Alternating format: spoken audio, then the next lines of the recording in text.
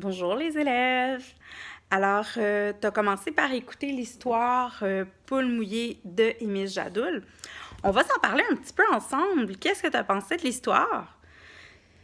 Bon, c'était l'histoire, tu vois, d'un enfant qui allait à la piscine avec son papa. Tu sais, toi, t'en as sûrement des histoires à raconter. Ça pourrait être un élève de première année qui raconterait ce livre-là. Fait que j'aimerais ça que tu essaies de penser à des petites histoires qui te sont arrivées dans ta vie à toi. Parce que c'est vraiment intéressant. Puis j'aimerais vraiment ça que tu puisses les raconter. Parce que tout le monde a des histoires à raconter. Fait que moi, là, puis ça n'a pas besoin d'être une grosse histoire, là. Nous, l'unité qu'on fait en ce moment en atelier d'écriture, ça s'appelle les petits moments. Donc, c'est un tout petit moment qui est arrivé dans ta vie, puis que tu racontes. Moi, j'ai des élèves qui ont fait un livre sur la première fois qu'ils ont perdu une dent ou la première fois qu'ils ont fait du vélo.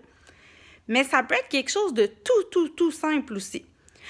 Je vais te raconter, moi, un petit moment qui m'est arrivé ce matin. J'étais couchée, je dormais. Puis je me suis comme réveillée en sursaut parce que j'ai entendu un bruit bizarre. Puis là, je me suis levée quand même en courant. J'ai pilé dans quelque chose de dégueulasse. Tu sais c'était quoi? Du vomi de chat.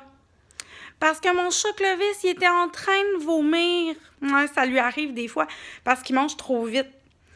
Fait que là, j'étais allée comme flatter Clovis pendant qu'il finissait de vomir.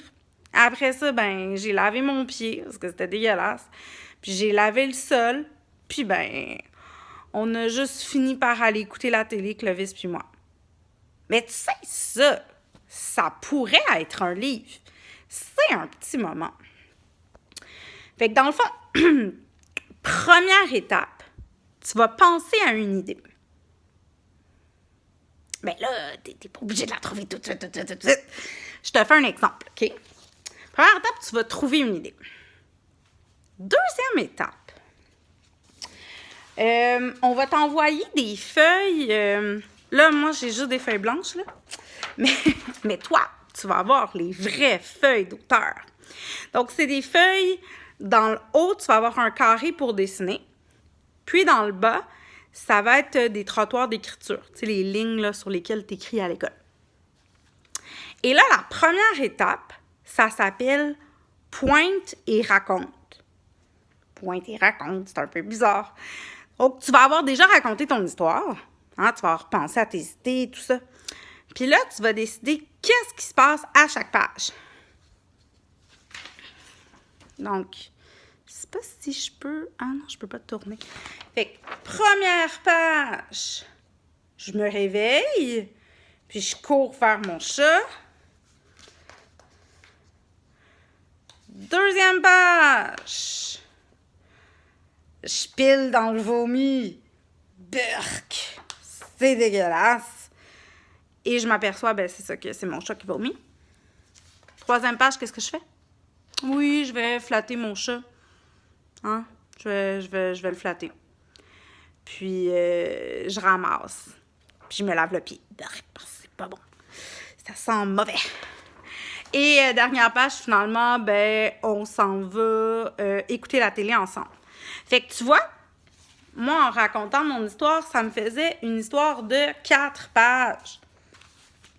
Quand tu as raconté comme ça, tu vas prendre tes pages, puis où est-ce que l'image, moi, je demande d'habitude à mes élèves de juste faire un petit croquis. Ça veut dire un dessin de maximum 1 minute. Pas le plus beau dessin, là. C'est juste pour te rappeler tes idées.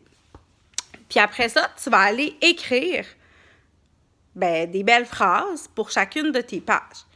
Mais là, l'histoire n'est pas finie, là. Inquiète-toi pas, on commence. Fais ça, on se voit dans un 3e vidéo.